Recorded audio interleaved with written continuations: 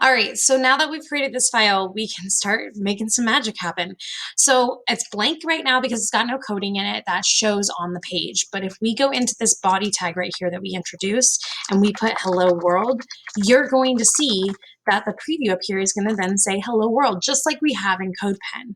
But what's important is now we don't have an HTML box and we don't have a CSS box. We have to actually put them into the correct spot inside of the structure of this page. So I'm going to go over the structure of this page real quick. The first thing is you've got a tag at the top that says, hey, computer, I'm an HTML file. Read me like an HTML file. So this pretty much says to the computer, I'm going to speak or type in HTML. You need to read that and then translate it to what the user sees. It then has an HTML tag that will contain everything that is the HTML coding. And that opens at the top and closes at the end. And everything needs to be inside of there. It then splits into two sections. The first section is the head tag. The head tag has a meta tag and a title in it. Now, the meta tag we'll come back to later, but this is where you would put meta tags, which provide additional information and background info for the page. And then the title also appears here, because if you think about it, when you look at a website, what does the user need to see on the page? Well, if we think about CNN, we've got all this stuff down here.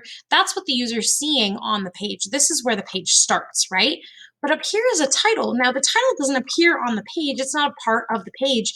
So we have to specify a title to pop up here at the tab, because when we open up multiple tabs, we want to know what's on each one. It's a feature of all internet browsers: Google Chrome, Mozilla Firefox, Safari, Internet Explorer, Edge, whatever you're using, it's got tabs. So we need to specify a title. Now that title isn't on the page, so we're going to put that inside the head because it's something for the user but not on the page. Then we've got the body. So the body is what's going to actually appear up here. Anything that's between the two body tags is going to show up here. And this is proper coding techniques. So actually what I would do and specify is I would actually hit enter, and you'll see that Dreamweaver automatically tab that in as being within the body. Remember, doesn't read enters, doesn't show this on the screen. But this is important because you want to put stuff in the right location. All right. So now we've got this coding. We've got this beautiful code pen that we've made that has all the coding already prepped for us. So this is the great part about it, right? I can go to my HTML. I can grab everything inside my HTML. So I'm going to start at the beginning. Make sure you start at the beginning. Don't miss any tags or anything like that. Go all the way through, select everything, copy it. So I can right-click copy it or Control-C on my keyboard. Go into my website. I'm going to select hello world and delete it, but I'm still going to be in the body tag. This is important. So I'm going to go in the body tag and I'm going to paste. So Control V to paste or right click paste, whatever you want to do. And you're going to bring that all in. Now, nothing's going to look pretty because all we've brought in is our HTML. No prettiness or stylization from CSS. Okay. And then what I'm going to double check is some indents here. So like I'm going to take the whole main tag and I'm going to tab that inward. So I'm going to select the opening main through the close main and tab that inward by hitting tab on my keyboard once.